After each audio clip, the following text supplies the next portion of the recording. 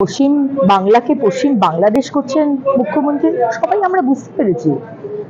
আজকে শাহাদ আলী বলে এক টেররিস্ট জঙ্গি আনসারুল বাংলার, তার দুটো ভোটার কার্ড, 3 জায়গায় সে ভোট দিয়েছে।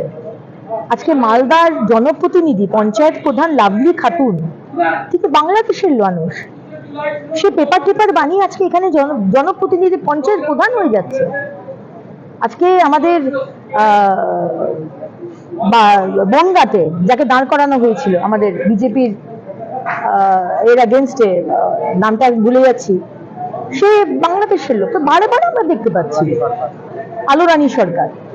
সুতরাং আজকে জনপ্রতিনিধিদের ব্যবহার করে, তৃণমূলের জনপ্রতিনিধিদের ব্যবহার করে আজকে গোসাবাতে উত্তম সর্দার 2000-এর উপর বার্থ সার্টিফিকেট, জাল বার্থ সার্টিফিকেট বানিয়েছে। বার্থ সার্টিফিকেট হলেই তো আপনার আধার কার্ড, ভোটার কার্ড সবই হয়ে যাবে।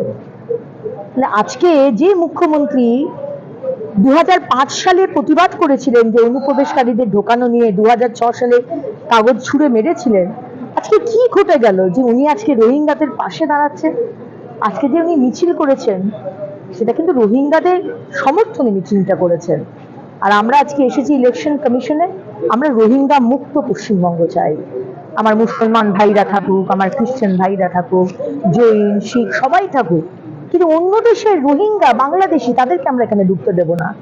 আমার যে পাওয়ার অধিকার, সেই অধিকার তারা পাবে না।